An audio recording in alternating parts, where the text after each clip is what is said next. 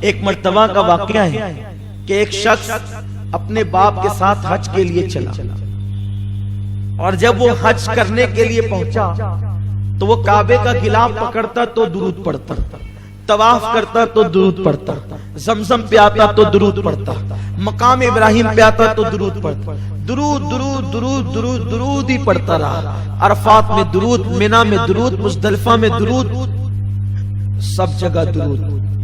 یہ بھی ایک بات ہے، جو درود پڑھتا ہے نا، اس کے دل کی جتنی تمنا ہوتی ہے بغیر مانگے ملتی ہے، اس لیے کہ درود حضور کے لیے دعا ہے۔ درود جو محبوب کے لیے دعا کرے تو اللہ تعالیٰ پھر اس کو دعا کی حاجت کیا ہے۔ اب یہاں یہ بات مت سوچنا کہ ہم حضور کے لیے دعا کرتے ہیں تو حضور کے مرتبے بڑھتے ہیں، نہیں، اللہ اکبر، ہم حضور کے لیے دعا کرتے ہیں تو اپنی بگڑی بنتی ہے، ہم حضور کے لیے دعا کرتے ہیں تو اپنی بگڑی بنتی ہے، اور درود درود درود پڑھتے رہے۔ وہ نوجوان کو ایک بزرگ نے دیکھا، لوگوں نے اس بزرگ کا نام الگ بیان کیا ہے، لیکن زیادہ تر لوگ جس بزرگ کا نام بیان کرتے ہیں وہ حضرت مالک ابن دینار ہے۔ حضرت مالک ابن دینار نے اس بندے کو دیکھا اور پوچھا کہ اے بندے، تو طواف کرتا ہے تو درود پڑھتا ہے، عرفہ میں درود، مزدلفہ میں درود، مقام پر درود، ملتزم پر درود، ہر جگہ درود درود، کیوں درود پڑھتا ہے؟ اس نے کہا اگر آپ اتنے بڑے اللہ کے برگزیدہ بندے نہ ہوتے تو میں آپ کو یہ راز کبھی نہ بتاتا۔ میں جو آ رہا تھا اپنے باپ کے ساتھ، جب میں اپنے باپ کے ساتھ سفر حج پہ نکلا تو مجھے معلوم ہے کہ میرا باپ بڑا پاپی ہے، لیکن میری نیت یہ تھی کہ میرا باپ حج کر لے گا تو اللہ تبارک و تعالی اس کے گناہ کو معاف کر دے گا۔ لیکن افسوس اس پر ہوا کہ جب ہم لوگ حج کا سفر کرتے رہے تو اچانک رستے میں میرے باپ کی طبیعت علیل ہوئی اور اس کا انتقال ہو گیا، اور جب اس کا انتقال ہو گیا، صحرا تھا، جنگل تھا، بیابان تھا، میں نے اس غم کے عالم میں کہ اب میں اور میرا باپ، میں کیسے اس کی تدفین کروں، کیا کروں، کچھ سمجھ میں نہیں آتا تھا۔ ایسے میں نے سوچا کہ ایک کام کرتے ہیں کہ باپ کے لیے قبر کھودتے ہیں۔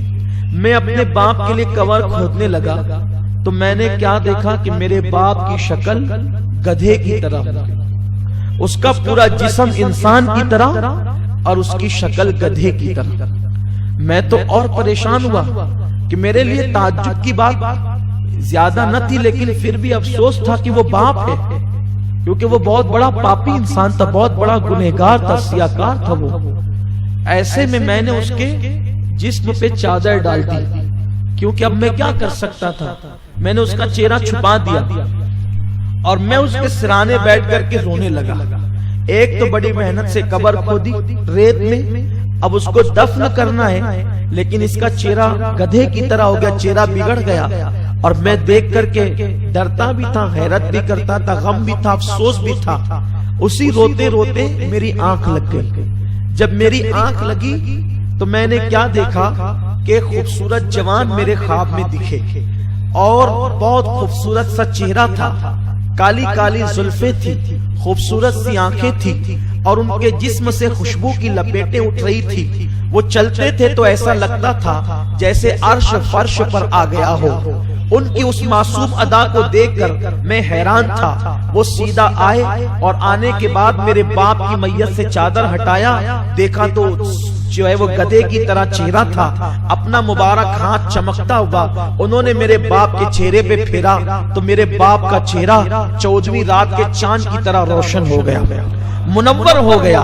اور جب وہ جانے لگے تو میں نے ان کا دامن پکڑ لیا اور عرض کیا، محترم آپ کون ہیں؟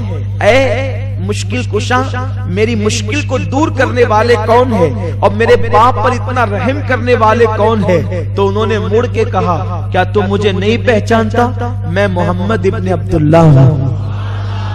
میں تیرے باپ کا اور تیرا رسول ہوں اور نبی ہوں. میں نے عرض کی آقا میرا باپ تو بڑا پاپی تھا, اس کا چہرہ گدھے کی طرح ہو گیا, اور آپ نے آقا اس کا چہرہ چاند کی طرح کر دیا, وجہ کیا ہے؟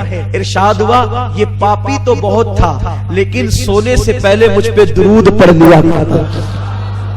جب یہ دنیا میں مجھے نہ بھولا تو مرنے کے بعد میں اس کو کیسے بھولوں؟ اور آقا علیہ الصلوۃ والتسلیم تشریف لے گئے. جب میرے آقا تشریف لے گئے تو کہتے ہیں میری آنکھ کھل گئی, اور آنکھ کھلی تو میں نے دیکھا کہ میرے باپ کا چہرہ 14ویں رات کے چاند کی طرح چمک رہا تھا. اللہ اکبر. وہ کہتے ہیں پھر میں نے اپنے باپ کو خوشی خوشی دفن کر دیا, اور میں نے عہد کر لیا اب ساری زندگی فرائض اور واجبات کے بعد اگر سب سے زیادہ کوئی عمل کروں گا تو صرف اپنے نبی پہ درود و سلام کروں گا. میرے پیارے آقا